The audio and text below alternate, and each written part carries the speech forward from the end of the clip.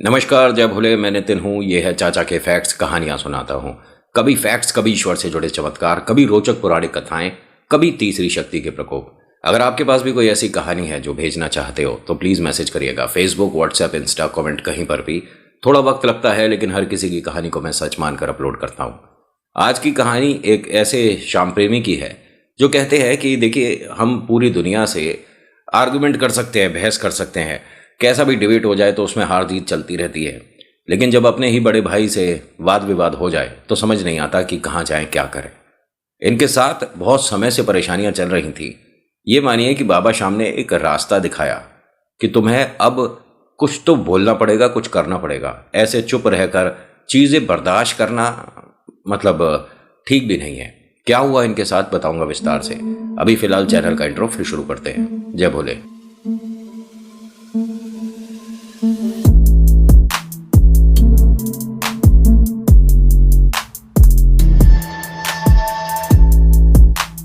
कहानी शुरू करने से पहले रिक्वेस्ट है कि अगर आप पहली बार आए हैं और आपको कहानी अच्छी लगती है तो सब्सक्राइब के बटन को जरूर दबाइएगा, फिर लाइक और कमेंट में लिखिएगा जय श्री श्याम। आपका नाम, कहां से आप ये वीडियो देख रहे हो, जरूर जगह बताइएगा। कहानी विनोद जी की है। विनोद जी एक ऐसे श्याम प्रेमी जो कि घर में एकमात्र बाबा श्याम पर भरोसा विश्वास करते थे। जैसे जैसे इनका विश्वास था ऐसे ही इनकी शादी होने के बाद इनकी धर्मपत्नी का भी विश्वास बाबा श्याम के प्रति बढ़ गया। ये हर 2-3 महीने में खाटू श्याम जाया करते थे। अच्छा, कहानी बरेली से है, ये सही है। इनके जो बड़े भाई हैं, विनोद जी के बड़े भाई, उनका नाम सुनील है और उनका कपड़ों का व्यापार है। जो विनोद जी हैं ये जूते में डील करते हैं। इनका मैन्युफैक्चरिंग भी है और डिस्ट्रीब्यूशन भी है। एक अच्छा सा शॉप भी है, शॉप क्या शोरूम कहूँगा। बहुत बेहतरीन काम चल रहा है और इन्होंने वहाँ बरेली में भी और एक स्टार्टअप इन्होंने दिल्ली में भी शुरू करा हुआ था। दोनों भाई अच्छा खा कमा रहे हैं, लेकिन पिछले 2-1 साल से बड़े भाई को इतना मुनाफा नहीं हो रहा था। बड़े भाई को 2 समस्या थी। पहली समस्या तो ये कि भैया जिनसे शादी हुई है वो थोड़ा सा रिच परिवार से हैं। मतलब विनोद की शादी जिनसे हुई है, गीता नाम है इनका, ये फाइनेंशियल बैकग्राउंड इनका मजबूत है, तो इनके ससुराल से थोड़ी मदद आई थी। मतलब वो जो दान पुण्य होता है जिसे लोग दहेज भी बोल देते हैं, ऐसा कुछ मदद हुआ था। लेकिन इन्होंने कमाल क्या किया कि जो भी पैसे आए थे, जो भी मिले होंगे, वो इन्होंने अपनी धर्मपत्नी के और बच्चों के नाम पर कर रखा है। वो बैंक में एफडी वगैरह हो जाती है, उसमें से इन्होंने 1 रुपया इस्तेमाल नहीं करा। और बहुत सरल स्वभाव है विनोद जी का। किसी से भी बातचीत थोड़ी सी बिगड़ती है ना तो हाथ जोड़ देते हैं कि भैया मेरी गलती थी, ठीक है, मैंने ही गलत किया। घर में कभी इनकी तरफ से कोई परेशानी हो ही नहीं रही थी। एक सरल स्वभाव का इंसान और बहुत ज़्यादा लालची नहीं था ये। लेकिन देखिए, परिवार में जब शादी होती है, बच्चे होते हैं, तो उसके बाद जिम्मेदारियां जो बढ़ती हैं उसमें पैसों का बहुत बड़ा योगदान रहता है। जितना आपके पास है कभी वो संतुष्ट नहीं कर सकता। मतलब आप अगर 10 रुपये कमाते हो तो आपको 20 का मन करेगा, 20 कमाते हो तो 40 का। ये हमारा नेचर है। हमें हमेशा से ज़्यादा की कह सकते हैं उम्मीद रहती है कि हम जो मेहनत कर रहे हैं इसके जो हमें परिणाम मिल रहे हैं वो थोड़े से और अच्छे हो जाएं। उसी थोड़े बहुत लालच में ये मेहनत ज़्यादा करते थे और इतनी मेहनत करने की वजह से परिणाम तो अच्छा मिलेगा ही। वैसे एक चीज़ मैं आपको बताऊं, मेहनत देखिए हर कोई इंसान करता है, लेकिन कभी कभी किसी का वक्त बहुत जल्दी बदल जाता है और किसी को थोड़ा समय लगता है। जिसका वक्त थोड़े से समय बाद बदलने वाला होता है वो बीच में ही ईश्वर पर से आस्था हटा देता है कि भगवान मेरी मदद नहीं कर रहे, भगवान मेरी बात सुन नहीं रहे, मेरे साथ कुछ अच्छा नहीं हो रहा। यही हाल हुआ बड़े भाई का। बड़े भाई को बहुत सारी प्रॉब्लम्स होने लग गई इसके व्यवहार से, इसके काम से, इसकी तरक्की से। तरक्की क्यों?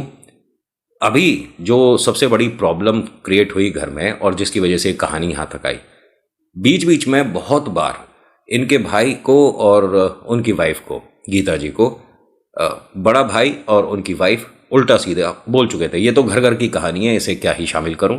और कोशिश रहेगी कि कहानी को कहानी की तरह से बताऊं और एकदम फ्लैट 1 पार्ट में कहानियां मिले। और जैसा मैंने आपसे किया था वादा, कोशिश करने वाला हूं हॉरर स्टोरीज जो मैं आपको सुनाता हूं ये भी एक ही भाग में जाएंगी। और होता क्या है कि सबसे बड़ा कारण जहां से ये परेशानी शुरू हुई। एक प्लॉट लिया इन्होंने, मतलब खाली जगह जो होती है प्लॉट लिया, और तकरीबन 450 गज के आसपास था। अच्छी जगह था, महंगा था, और बड़े भाई को प्रॉब्लम हो गई कि ये क्या मतलब है, इसने हम सबसे डिस्कस क्यों नहीं करा।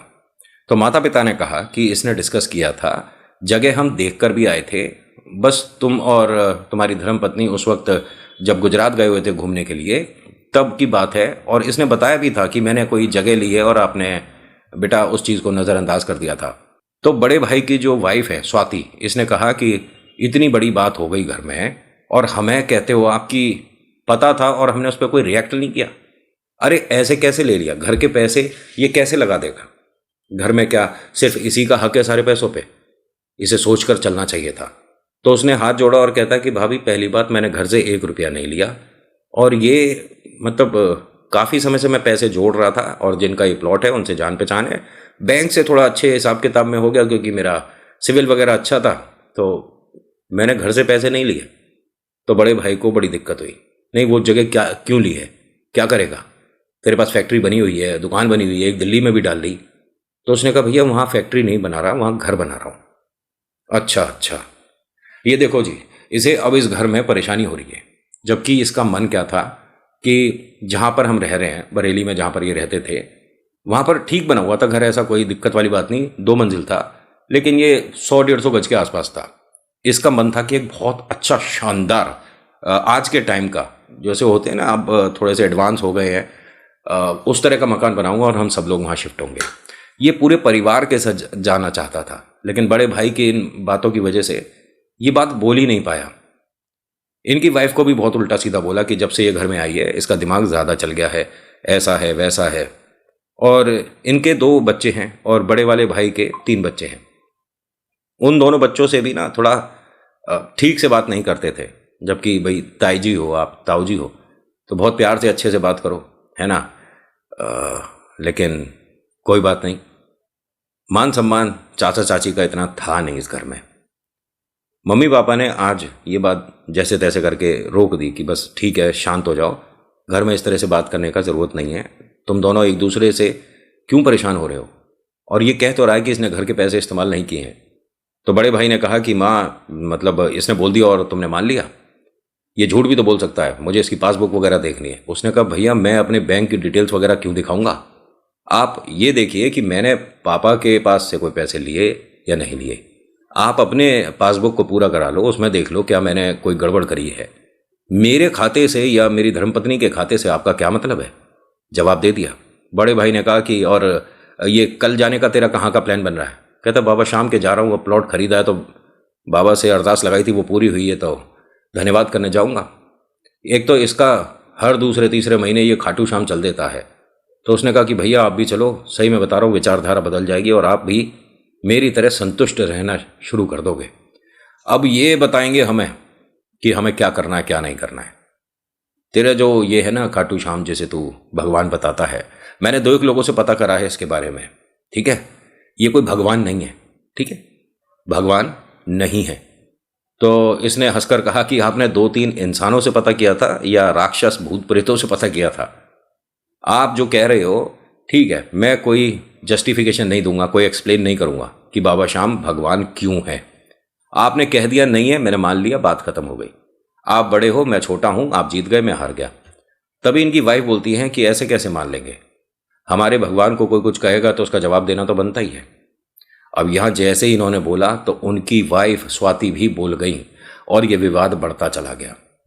ये विवाद इतना बढ़ गया कि बस भाई ने बोल दिया कि जैसे ही तेरा मकान बनता है तू यहां से निकल जाएगा, वरना ऐसा ना हो कि तेरे मकान बनने से पहले तेरे को घर से निकाल दें। इसने कहा कि भैया अब तो मकान बनने का मुझे भी थोड़ा जल्दी इंतजार रहेगा, फटाफट से काम हो और मैं माता पिता को लेकर यहाँ से चला जाऊँगा। उसने क्यों क्या किस लिए नहीं कहा, या उसे शायद माता पिता से इतना लगाव प्यार नहीं होगा। इंसान की जब बुद्धि घूमती है ना तो वो पता नहीं क्या उल्टी सीधी बातें बोलता चला जाता है। बाबा शाम के पास जा रहा है, ये है वो है, हर दूसरे महीने चल देता है। और इनका ये कहना है कि जब भी मुझे कोई समस्या हुई है तो मैं बाबा शाम के सामने 2 पर्ची रखता हूँ। ये मतलब करके देखिएगा, मुझे भी अभी पता चला इसलिए आपके साथ शेयर कर रहा हूँ। और उन दोनों पर्चियों में से एक पर्ची बाबा मेरे लिए खोलते हैं। अब वो कैसे, जब ये लाइन में लगते हैं ना, तो दोनों पर्चियाँ जो जो इनका कन्फ्यूज़न है, एक इस पे लिख ली, एक इस पे लिख ली। बाई चांस आपके पास 3 ऑप्शन है तो 3 पर्चियाँ बनाइए। अब उनको ना आप मतलब 1 2 1 2 3 1 2 3 इस तरह से अप डाउन करते रहिए। जब आपका नंबर आएगा, जब आप बाबा के सामने पहुंचोगे, जौन सी पर्ची आपके सीधे हाथ पे होगी, वो डिसीजन बाबा की तरफ से होगा। इन्होंने कहा कि नितिन भाई 17-18 बार डिसीजन मैंने बाबा से जो मांगा है वो मेरे लिए ठीक रहा है। आप अपनी कहानी में ये चीज़ बताइएगा, क्या पता किसी की मदद हो पाए। तो जैसा आपने कहा मैंने शेयर कर दिया।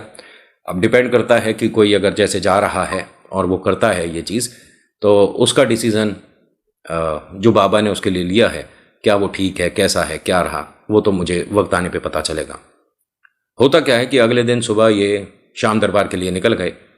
हस्बैंड वाइफ और दोनों बच्चे अपनी गाड़ी से ही जाते थे। ये चाहे बरेली रहें, और कहते हैं कि चाहे हम कहीं भी रहें, लेकिन हमारे को राजस्थान अपनी गाड़ी से ही आना होता था। मतलब दिक्कत होती थी। इनके बालक जो हैं वो बस में बैठने के बाद थोड़ा सा उन्हें जी खराब हो जाता था। इनकी वाइफ जो है उन्हें प्लेन से बड़ी दिक्कत थी कि नहीं, प्लेन में कभी नहीं बैठना ज़िंदगी में, चाहे कहीं भी जाऊं मैं तो भैया जहाँ जहाँ रेलगाड़ी जा सकती है वहाँ वहाँ चली जाऊंगी, मुझे प्लेन में नहीं बैठना, ये डरती थी। चलिए ये बात तो साइड हुई। अब ये बरेली से बाबा शाम दरबार आते हैं। 5 दिन का इनका ट्रिप रहा, और 5वें दिन जब वापस लौटते हैं तो एक नई समस्या। ये नई समस्या क्या थी, जो बड़ा भाई है उसने कहीं से कुछ ऐसे कपड़े उठाए थे, मतलब होता होगा इनका मुझे नहीं पता, जो कि किसी दुकान के बंद होने के थे। मैं समझा देता हूँ कि कोई शोरूम, कोई दुकान बंद हो रही थी। बड़े वाले भाई का काम कपड़ों का है, आप जानते हैं। छोटे वाले भाई इनका काम जूतों का है, आप जानते हैं, ठीक है। बड़े वाले भाई ने बहुत मोटी रकम में एक बड़ा कोई शोरूम बंद हो रहा था, उसके सारे कपड़े उठा लिए थे। बाई चांस कोई कपड़ा 700 का है तो इन्हें 150 का मिल गया, 200 का मिल गया। भाई उसका तो नुकसान हो रहा था, इनका कुछ फ़ायदा हो गया, आधे दाम में हो गया। लेकिन अब ये सब लिखित में हुआ था। लेकिन वो जो आदमी था ना, वो 3 बार 4 बार बोल रहा था कि आप माल को चेक कर लेना, क्योंकि बाद की कोई गारंटी नहीं है मेरी। ना मैं आपको जानता, ना आप मुझे जानते। आपको समझ आता है तो लो, नहीं आता तो मैं चाहे 10 जगह बेचूंगा। आपको समझ आता है तो इसने, हाँ मैं फटाफट, और इसमें कुछ पैसे पिता ने भी लगा दिए थे। बड़े भाई के व्यापार में 2-3 बार ये पापा पैसे लगा चुके थे। चलिए कोई बात नहीं, ये घर का मैटर है। लेकिन जैसे ही ये लोग घर में आए, इनका मुस्कुराता चेहरा इन सभी को बुरा लग गया। बड़े भाई को, उनकी वाइफ को, सबको बुरा लग गया। ये दांत दिखाते हुए कैसे आ रहे हो तुम घर में, हैं? तुम्हारे को तमीज़ है नहीं है? कोई घर में किस माहौल में है और कोई परेशान है और ये दांत दिखा रहे हो? अगली बार से ये तुम कहीं नहीं जाओगे। जब देखो, जब बाबा शाम के जा रहे हैं और यहाँ जा रहे हैं। उसने कहा भैया आपको मुझसे परेशानी क्या है? मैं तो सोच रहा था इस 4-5 दिन में आपका मन थोड़ा शांत हो गया होगा। हम प्रसाद लाए थे बाबा का। उन्होंने कहा मुझे कुछ नहीं चाहिए, मेरे सामने तू 2-1 दिन ना पढ़ तो ज़्यादा बढ़िया है, कहीं कुछ का कुछ बोल दूंगा मैं। उसने कहा अभी भी बहुत कुछ बोल चुके हो आप। चलिए कोई बात नहीं। अपने माता पिता को प्रसाद देता है। बड़े भाई के जो बच्चे हैं उनकी तरफ प्रसाद लेकर चला तो उन्होंने मना कर दिया कि हम, ज़रूरत नहीं है, तेरी किसी भी खुशी में शामिल होना नहीं चाहते, और प्रसाद वगैरह ये जो नौटंकी कर रहा है तू, इसकी भी ज़रूरत नहीं है। इसने बाबा शाम के लिए बहुत कुछ उल्टा सीधा बोला। आज ये बस चुप सुनकर अपने कमरे में आ गए। विनोद जी की इनकी मतलब मानसिकता न जाने कैसी है। सामने वाला गुस्सा करे जा रहा है और ये चुपचाप शांत खड़े हैं। आज की डेट में ऐसा नेचर रखना बहुत बड़ी बात है, वरना जवाब हर किसी को देना आता है। और अक्सर जब किसी से बहस होती है ना, डिबेट हो जाती है, कोई बदतमीजी करता है, तो हमें अच्छे अच्छे जवाब बाद में याद आते हैं। लेकिन इसने कोई जवाब नहीं दिया, अपने कमरे में आ गया, चेंज वगैरह करके नहाने चला गया। नहा कर आता है, जोत बत्ती करता है, फिर कहता है कि ज़रा मैं दुकान हो आता हूँ। इनकी वाइफ कहती है 1 मिनट रुकिए, आप इंसान हैं, मशीन हैं, अभी सफ़र से आए हैं थके हुए। अरे इतने दिन तक मैं नहीं गया था ना दुकान और फैक्ट्री, थोड़ा देख कर आता हूँ। अब ये फैक्ट्री गया तो वहाँ पर 3 लोग आए हुए थे। अरे भाई साहब आपका फ़ोन क्यों नहीं लग रहा है? मैं आपको पहचाना नहीं। विनोद जी आप ही हो ना? हाँ विनोद मैं ही हूँ। ये फैक्ट्री के मालिक आप ही हो? जी। क्या हुआ बताइए। तो इन्होंने जिस स्कूल का नाम लिया, ये एक बड़ा स्कूल है, ठीक है। उन्होंने कहा हम स्कूल के एडमिनिस्ट्रेशन से हैं और आपको फ़ोन भी किया था, प्रिंसिपल ने भी फ़ोन किया है, एडमिन के लोगों ने भी फ़ोन किया है तो कहा कि आप एक बार मिल कर आइए। वो तो इस वक्त हम स्कूल से नहीं अपने घर से ही आ रहे हैं, आपसे मुलाकात करनी है। बड़े मुश्किल मिल जाते हो, आप गए कहाँ थे इतने दिन से? 2 दिन से चक्कर लगा रहे हैं, फ़ोन कर रहे हैं। उन्होंने कहा ऐसा तो मुझे नहीं लगता, क्योंकि मैं हिंदुस्तान के बाहर तो था नहीं कि फ़ोन नहीं मिल रहा हो। मैं ज़रा बाबा शाम दरबार गया था। अच्छा, आप भी खाटू वाले की लीला जानते हो, इसका मतलब? उन्होंने कहा आप भी बाबा शाम को जानते हो? फिर तो बाबा ने ही भेजा है हमें। देखिए ऐसा है कि कल स्कूल आ जाइए, ज़रा आपसे बात करनी है। लेकिन मेरे बच्चे आपके स्कूल में पढ़ते हैं नहीं। उन्होंने कहा नहीं नहीं, ये कुछ और मामला है, व्यापार से जुड़ा हुआ। ठीक है, कुछ तो बताइए। उन्होंने कहा कुछ बताइए नहीं, अब आपके पास 2 रुपये की जगह 20 रुपये जमा होने वाले हैं, बस कल मुंह मीठा करा देना। और बाबा शाम से अगर आपने अर्जी लगा रखी है तो मंजूर हो गई है। अब इसे समझ ही नहीं आ रहा, कुछ भी नहीं बोल कर गए, बस ये बोल के गए हैं कि साहब आप कल 11 बजे ज़रूर मिल जाना और अपना फ़ोन ऐसी जगह रखना जहाँ नेटवर्क आता हो, बात हो पाए। अब ये यहाँ फैक्ट्री गया, अपनी दुकान गया, वापस आया। ये जब अपनी वाइफ को बातें बता रहे थे, विनोद जी गीता जी को जो बात बता रहे थे, तो बाहर स्वाति खड़ी थी। उन्होंने न जाने कैसे ये सारी चीज़ें सुन ली। अब वो बड़ी कंफ्यूज हो गई कि ऐसा क्या होने वाला है, बड़े स्कूल से क्यों बुलाया है। उसने जाके अपने हस्बैंड को बताई। अब उसे खुद नहीं पता था विनोद जी को कि भाई कल क्या डिसीज़न लेना है, मुझे क्यों बुला रहे हैं। लेकिन बड़ी समस्या होने लग गई, ऐसा है वैसा है, ना जाने क्यों बुलाया है, किस वजह से बुलाया है। खैर आज का दिन तो निकल गया। अगले दिन सुबह सुबह ये उस स्कूल पहुंचा जहां बुलाया हुआ था, लेकिन वहां पहुंचने से पहले बाबा शाम से अरदास लगा दी थी, मेरे लिए जो ठीक हो, परिवार के लिए जो सही हो, ज़रूर हो बाबा। मुझे कुछ नहीं पता कि ये स्कूल का प्रशासन वाले लोग मतलब मुझे क्यों बुला रहे हैं। वहाँ पहुँचते हैं और टेबल पे 8-10 पेयर शूज़ के रखे हुए थे। अब इसे मिले, बैठे, चाय कॉफ़ी हुआ तो कह रहे कि आप ज़रा ये शूज़ वगैरह देखिए। उसने देखे, देखने के बाद कहा कि हाँ जी बताइए, अब मुझे क्यों बुलाया है। उन्होंने कहा आपको इसमें क्या प्रॉब्लम लग रही है। तो इन्होंने 4-5 चीज़ें गिना दी जो जो गलत थी। इसमें जो सोल है ये गलत है, इसमें जो लेसेस हैं ये वाली अलग क्वालिटी की हैं, इससे पैर में आगे मतलब टाइट रहेगा, कंफर्टेबल नहीं है। और ये जो सोल मतलब अंदर जो लगा हुआ है ये भी बहुत ज़्यादा आरामदायक नहीं है। बाई चांस अगर खेल कूद के लिए इस्तेमाल करा जाएगा तो ये कंफर्टेबल बिल्कुल नहीं है। उन्होंने कहा कितने पैसों का होगा अगर ये वाला मटेरियल के साथ शूज़ बनता है। इन्होंने जो पैसे बताए इससे 3 गुना ज़्यादा स्कूल वाले किसी को ऑलरेडी दे रहे थे पिछले 5-6 साल से। अब सब लोग एक दूसरे की शक्ल देखें, फिर कहते हैं विनोद जी आप क्या बोल रहे हो, कितने पैसे में? मतलब इन्होंने जो पैसे बोले ना, वास्तव में ये एडमिन को समझ नहीं आया था कि इतने पैसों में कैसे बन जाएगा। उन्होंने कहा मैं बना के दे देता हूँ, मैं इस क्षेत्र में काफ़ी समय से हूँ और इससे ज़्यादा का माल है नहीं। बहुत अच्छी क्वालिटी लगाएंगे ना तो भी इतने का बैठता है, और आप इतना महंगा क्यों खरीद रहे हो। अब स्कूल वालों को समझ नहीं आया कि भाई एक काम करते हैं, हमने उनसे तो खैर मना ही कर दिया है, आपको हम अगर कॉन्ट्रैक्ट देते हैं तो क्या आप इतना काम कर पाओगे। उन्होंने कहा इससे ज़्यादा ही काम कर रहा हूँ मैं। नहीं नहीं आप समझे नहीं, मैं कोई एक क्लास के बारे में बात नहीं कर रही, हमारे स्कूल की जहाँ जहाँ जितनी ब्रांचेज हैं सभी के लिए बोल रही हूँ।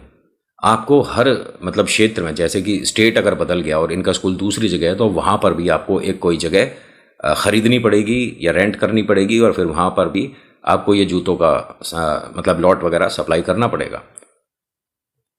अब इसे लगा कि भाई ये तो बहुत मोटा काम हो गया, मतलब पैसा कितना बरसेगा आप अंदाज़ा नहीं लगा सकते। पहले अगर ग्राहक इसके पास 100 हैं तो अब कई हज़ार आने वाले हैं। इसने सबकी तरफ देखा और कहा कि ये जो आप बोल रहे हो इसके लिए तो टेंडर पास करते हैं ना स्कूल में, फिर हम अपना सामान दिखाते हैं किसका कैसा है और कितने रुपए का बैठ रहा है, तब आप पास करते हो। उन्होंने कहा बस वो सारी बातें छोड़ दीजिए, ये सभी ने मिलकर डिसीजन लिया है और आपसे बेहतरीन कोई शू मेकर आसपास है नहीं, और आपका हमने काम भी देखा है, व्यापार भी देखा है, और कल तो ये भी पता चला था कि आप बाबा शाम से जुड़े हुए हो। जो बाबा शाम से जुड़ा हुआ है वो बेईमान तो नहीं हो सकता। इसने हाथ जोड़े कि जैसी बाबा की इच्छा, मैं आपको लिस्ट बनाकर दे दूंगा कि कौन सा सामान कितने का बैठता है, और जैसा आपका ऑर्डर होगा वो पूरा होता चला जाएगा। बधाई हो। इनको एक चेक दिया गया एडवांस पेमेंट में। इनके चेहरे पर मुस्कुराहट आ गई कि भाई इतने पैसे। दिमाग में बहुत सारी चीज़ें चलने लग गई कि अभी बाबा शाम के होकर आया हूँ और एकदम से इतना बड़ा मेरे साथ चमत्कार हो रहा है। ये गाड़ी में चलते जब ऑफिस से घर या कहीं जाते थे तो ये आपका हमारा ये जो चैनल है देखते सुनते थे। इनके मन तभी आ गई थी कि मेरे साथ ये जो हुआ है मैं अपनी कहानी नितिन को सुनाऊंगा और अगर वो शामिल करना चाहेगा तो शामिल होगी। सिर्फ इतनी ही बात नहीं हुई है, अभी आगे सुनो क्या हुआ इनके साथ। यहाँ से ये पहले पहुँचे एक स्वीट शॉप पे, वहाँ से मिठाई खरीदने के बाद घर पहुँचते हैं। घर में भैया भाभी ना जाने किस बात को लेकर नाराज़ थे और गुस्सा गुस्सी चल रही थी, और पापा बस यही बोल रहे थे कि ऐसे थोड़ी ना होता है और ये सब बेकार की बातें हैं, मत कर। विनोद जी ने सबके सामने मिठाई रखी और कहा कि क्या हो गया, सब ठीक है, मैं तो एक खुशखबरी लेकर आया था। इनकी वाइफ भी आई और पूछती हैं कि क्या हुआ, सब ठीक तो है, आप कहीं मीटिंग के लिए गए थे। उसने कहा हाँ मीटिंग के लिए गया था और आप सभी के लिए ये तो मिठाई है, और फिर चेक निकाल के रखा टेबल पर। पापा ये देखो। उनके पापा ने वो चेक उठाया, देखा और फिर कहते हैं कि अरे इतनी बड़ी रकम, क्या बता। उसने सारी बातें बताई। बड़े भाई को और ज़्यादा परेशानी हो गई कि यार ये तरक्की पे तरक्की करता चला जा रहा है। अपने पापा की तरफ देखकर बोलता है कि ऐसा है कि अब आपको डिसीज़न अभी लेना है। अब विनोद जी देखते हैं उनकी तरफ कि क्या हुआ भैया, मतलब कैसा डिसीज़न, क्या हो रहा है। अरे इसको बहुत बड़ा घाटा हो गया है और ये कह रहा है कि तू व्यापार अच्छे से चलाना जानता है, मैं नहीं जानता। अरे नहीं भैया, ऐसे कैसे आप कह रहे हो, आप अपने काम में माहिर तो हो और इतने समय से आप कर रहे हो। तभी ये बोलते हैं कि अगर मैं इतने समय से कर रहा होता तो घर तू नहीं मैं खरीदता, मतलब प्लॉट मुझे खरीदना चाहिए था, काम मेरा बनना चाहिए था, फायदे मुझे होने चाहिए थे, लेकिन मुझे नहीं हो रहे ना, यानी व्यापार तू मुझसे अच्छा जानता है। अब ये तारीफ हो रही है कि क्या हो रहा है इन्हें नहीं पता था। इनकी वाइफ भी खड़ी थी, मतलब दोनों की धर्मपत्नियां साथ ही खड़ी हुई हैं। तो मतलब आप चिंता मत करिए ना, सब कुछ ठीक हो जाएगा, बाबा शाम से मैं अरदास लगाऊंगा। उन्होंने कहा एक काम करना, बाबा शाम से तू अरदास लगा और सब कुछ ठीक कर ले, लेकिन व्यापार बदल ले। मतलब आज के बाद तेरी फैक्ट्री दुकान मैं देखूंगा और मेरा जो बड़ा शोरूम है कपड़ों का काम जो है वो तू देखेगा। भैया मुझे कपड़ों की कोई नॉलेज है नहीं, मैं कैसे देखूंगा। उन्होंने कहा बस तेरे पास देख मदद करने का एक मौका दे रहा हूँ, तू अपने आप को साबित करना मेरे लिए।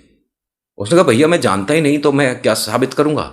आपका अगर काम देखो जूतों का होता तो मैं आपकी मदद करता, कुछ बताता या कहीं से ऑर्डर आपको दिलवा सकता था, लेकिन कपड़ों के बारे में मैं कुछ नहीं जानता। उन्होंने कहा देख ऐसा है, तू अच्छा व्यापारी है, तू अच्छा बिजनेसमैन है, तू अभी ये चेक लेकर आया और तू बता रहा है कि स्कूल से ऑर्डर भी मिल गया तेरे को, ये सब तेरी काबिलियत है। अब इसे समझ नहीं आ रहा था कि ये जो बोल रहे हैं इसका मतलब ये अपनी लास्ट लाइन पे कब आएंगे, और मेरा काम ढंग से चल नहीं रहा है, उल्टा मेरे ऊपर बहुत मोटा कर्जा भी हो गया है, बाजार से पैसा उठा के मैंने आगे दे दिया था और ये हो गया और वो हो गया, और कपड़े उसने गलत दे दिए, 10 रुपये का सामान नहीं था वो मुझे मतलब इतना महंगा बेच कर चला गया। और भैया आप मुझे कहना क्या चाहते हो कि मैं अपना व्यापार जो यहाँ तक इतनी मेहनत से लेकर आया हूँ ये छोड़कर अब आपकी गद्दी पर जाकर बैठ जाऊँ? ऐसा नहीं हो सकता।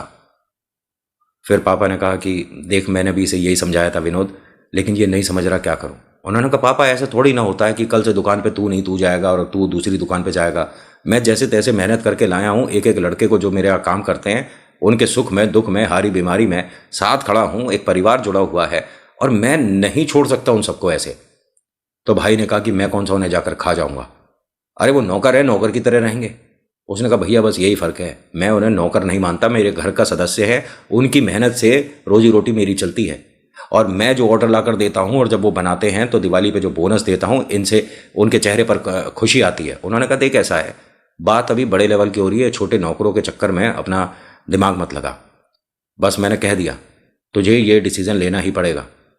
उसने कहा भैया मैं नहीं कर सकता, मैं आप सबके लिए एक चीज़ बता देता हूं कि वो जो प्लॉट लिया था वो सबके लिए घर बना रहा था, मेरे को अकेले नहीं रहना था वहाँ। देखो अब ये बात बदल रहा है। फिर इनकी भाभी ने क्या बोला, सबके लिए ले रहे थे यानी हमारा भी उसमें हिस्सा होगा। भाभी हिस्से वाली बात नहीं है, मैं सबके लिए वो घर बना रहा था, चाहे 1 मंजिल बने 2 मंजिल, लेकिन ऐसा बनाने वाला था कि जो हर कोई देखकर कहता कि क्या मकान बना है। तो एक काम करो, आप 1 मिनट सुनिए। वो जो भाभी है ना, वो अपने हस्बैंड को लेकर गई एक तरफ और कुछ राय दी उन्होंने। इन्होंने कहा कि ठीक है, फिर जैसी तेरी इच्छा वैसे कर, कोई काम बदलने की जरूरत नहीं है, तू अपना काम देख, हम अपना काम देखेंगे, लेकिन वो प्लॉट हमारे नाम पे कर। उन्होंने कहा भैया आप क्या बोल रहे हो, मैंने कितने पैसे दे रखे हैं उसके, पता है आपको? तेरे पास ये स्कूल से चेक तो आ गया है।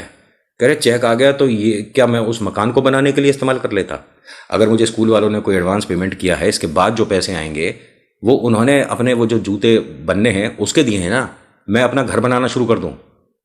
नहीं नहीं, अब तेरे ऊपर है, या तो तू अपना दुकान गल्ला छोड़कर अब मतलब तेरा काम हमारा हो जाएगा, या ये ऑप्शन यही है बस, इसके अलावा कुछ नहीं। इनकी वाइफ ने कहा कि पर्ची डाल लेते हैं, बाबा शाम को जो मंजूर कर दो आप। इसने कुछ क्यों क्या पूछा ही नहीं। इसने कहा कि ठीक है भैया, बाबा शाम का नाम लेकर मैं 2 पर्ची बना रहा हूँ। वैसे तो ये पर्ची ज़िंदगी की सबसे बड़ी गलती हो रही है मेरी, क्योंकि दोनों चीज़ मेरी मेहनत से हैं, लेकिन कोई बात नहीं, अगर ऐसी बात रही तो बोल दिया तो मैं पीछे नहीं हटूंगा। इन्होंने पर्ची बनाई, पर्ची उठाई प्लॉट की। जब प्लॉट की पर्ची उठी तो अब बड़े वाले भाई ने भी दिमाग लगाया कि इसके जो बाकी के पैसे देने हैं वो मैं क्यों दूंगा, और जो इसने जमा कर रखे हैं मैं इस प्लॉट को कल परसों में बेच दूंगा, जो पैसे आएंगे इसे तो दूंगा नहीं, और जो काम होगा मेरा हो जाएगा। अभी यहाँ पर ना ये सब डिसीजन कुछ ले ही रहे थे, तभी जो विनोद जी की वाइफ हैं ये कहते हैं कि एक काम करिए, बराबर से जो दीदी है ना उन्हें बुला लीजिए। दीदी ये एक एडवोकेट है, वहीं रहती हैं, उन्हें सब लोग दीदी बोलते थे, उन्हें बुला लीजिए। पापा ने कहा कि भाई वकील का क्या मतलब है? कह रहे नहीं, अब ये जो हो रहा है ना लिखित में हो जाए ज़्यादा बेहतर है। अब कोई किसी के मतलब पास शब्द नहीं था कहने को कि गलत तो वो भी नहीं है, तुम्हें मुफ्त में प्लॉट दे दिया। दीदी को बुला कर लाए गए, सारी चीज़ें बताई तो दीदी ने कहा कि ये सब बेकार की चीज़ें हैं, क्यों कर रहे हो? अरे तेरे को अगर काम व्यापार में थोड़ा नुकसान हुआ है तो इसमें छोटे भाई की क्या गलती है? तुझे पैसों की मदद चाहिए तो छोटा वैसे तेरी मदद कर देगा, लेकिन उसकी चीज़ कैसे, मतलब तू सोच भी कैसे सकता है? तुझे तो ये कहना चाहिए था बेटा तू बहुत बढ़िया काम कर रहा है, तुझे स्कूल से ऑर्डर मिला है, शाबाश, आगे ऐसे ही तरक्की कर। यहाँ तू उसका काम छीन रहा था, और अब काम नहीं देगा अपना ये वाला तो मुझे प्लॉट दे दे, ये क्या कर रहा है? उसने कहा कि ठीक है, आपको जो समझना समझिए, लेकिन आप कागज बनाइए। इसने ठीक है, मेरे को आप कल कचहरी जाने दो, मैं कागज बनाकर देती हूँ। अब उनका जो भी लीगल उन्होंने लिखवाया, पढ़ाई वगैरह जो भी करी होगी, सब कुछ करने के बाद घर में एक वातावरण अजीब सा हो गया था। खैर अब इस काम को तकरीबन 15-16 दिन हो गए थे। 15-16 दिन से वो आदमी प्लॉट बेचने में लग रहा था, उसका प्लॉट ना बिके। प्लॉट एग्जाम्पल के तौर पे बता रहा हूँ कि 100 रुपये का है, वैसे तो उसकी कीमत बहुत ज़बरदस्त थी। 100 रुपये का प्लॉट मान लो, ये भाई साहब 70 में राजी हो गया, लेकिन उसका कोई ग्राहक ना मिले। नहीं जी अभी नहीं चाहिए, नहीं जी प्रॉपर्टी के रेट तो अभी ऐसे चल रहे हैं, नहीं जी नहीं जी नहीं जी करते करते भाई साहब वो 50 पे आ गया, 40 पे आ गया। अब उसके लिए तो मुफ्त है, कितने का भी बेच दो। अब ये खबर छोटे वाले को भी हो रही थी कि भाई ये तो औने पौने दाम पे बेचने को तैयार हो रहा है। घर में वातावरण इतना ज़्यादा खराब हो गया था, जबकि वो अपना प्लॉट भी छोड़ चुका था, कि गाली वगैरह देनी शुरू कर दी थी बड़े भाई ने। ड्रिंकिंग वगैरह शुरू हो चुकी थी, उसका समय बहुत ख़राब होता जा रहा था। छोटे वाले भाई का वक्त आ गया था, बाबा शाम के जो अरदास लगाई है धन्यवाद करने के लिए वापस जाना है, जल्दी जाना पड़ रहा था।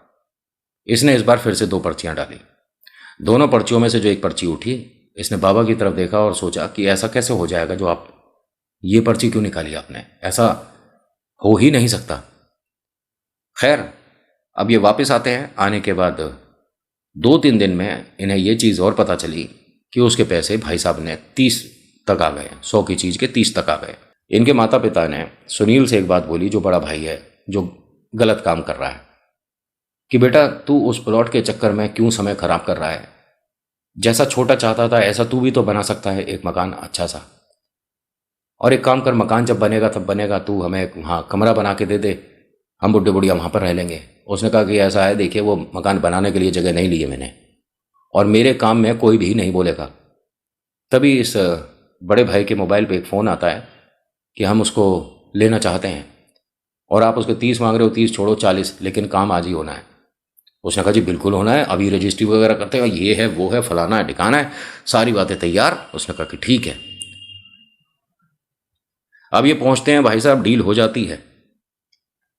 100 की चीज़ के 40 में इन्होंने बेच दिया। बेचने के बाद अपने यार दोस्तों में कुछ देर बैठे, वो जो पैसे आए मुफ्त के उनमें बड़े खुश हो रहे थे कि अब खाते में इतने पैसे आ गए, ये हो गया और वो हो गया। जब घर पहुंचे तो पैरों के नीचे से जमीन निकल गई। ये सबको देखने लगे कि ये क्या है। तो छोटे वाले भाई ने, विनोद जी ने, जिनकी कहानी सुना रहा हूं, उन्होंने कहा भैया आज के बाद आपका मेरे से और मेरे माता पिता, पत्नी और बच्चों से कोई मतलब नहीं। अब मुझे मुंह खोलना ही पड़ेगा, बस हाथ जोड़वा लो, और आपको इतने ही चाहिए थे तो वैसे ही दे देता। ये जो प्लॉट है ना, छोटे वाले ने फिर खरीद लिया, और इस बार खरीदा था जो इनकी वाइफ हैं उनके भाई के नाम पर। तो बड़े वाले भाई साहब को पता ही नहीं चला कि डील कौन कर रहा है और असली मालिक कौन है। उसके पास कुछ कहने को था नहीं। और इनके जो माता पिता हैं ना, ये इतने समय से दुखी थे इस बड़े वाले बेटे और बहू से कि बस कह ही नहीं पा रहे थे। लेकिन जैसे ये सब कुछ हुआ ना, तो उन्होंने, मतलब माता पिता ने अपने बेटे के सामने हाथ जोड़े और कहा कि आज के बाद हम रहे नहीं तेरे लिए। बहुत सी चीज़ें और भी हुई थी जो मैं शामिल नहीं करना चाहूँगा, वो बहुत ज़्यादा फैमिली, मतलब पर्सनल चीज़ें हो जाती हैं। उसके बाद इन भाई साहब ने जितनी तेज़ी से हो सकता था उतनी तेज़ी से तो मकान बनाया। बेहतरीन बाबा श्याम का एक छोटा प्यारा मंदिर बनाया। बाबा श्याम की जो मूर्ति इन्होंने रखवाई है उसकी 11 दिन की स्थापना करवा के वो पूरी यात्रा के साथ रखवाई घर के अंदर। और जो इन्होंने बनवाई है वो एक ऐसे आदमी से बनाई है जो कि हिंदुस्तान का बहुत एक्सपर्ट मूर्तिकार है। और ये कहते हैं कि नितिन, उस दिन के बाद से आज तक बाबा श्याम ने मेरे लिए बुरा वक्त कैसा होता है आने ही नहीं दिया। ये 3 बार अपने बड़े भाई के घर जा चुके हैं कहने के लिए कि सब कुछ भूल कर आप चलो वापस। लेकिन बड़ा भाई ऐसे ऐसे शब्दों का इस्तेमाल करता है इनके लिए, इनके माता पिता के लिए। मतलब माता पिता तो उसके भी हैं, ये वापस अपना समूह लेकर लौट जाते हैं। कहते हैं कि प्रयास मैं करता रहूँगा, क्या पता उनकी बुद्धि कब बदल जाए। तो इनकी कहानी इतनी ही थी, कैसी लगी आप बताना ज़रूर। जैसी जो आई वैसी परोसी है मैंने। इट्स अप टू यू कि आपको पसंद आई कि ऐसे ही। So thank you so much for watching. मेरा नाम नितिन है, मुलाकात करूँगा एक नेक्स्ट वीडियो में। हर हर महादेव, जय भोलेनाथ, धन्यवाद।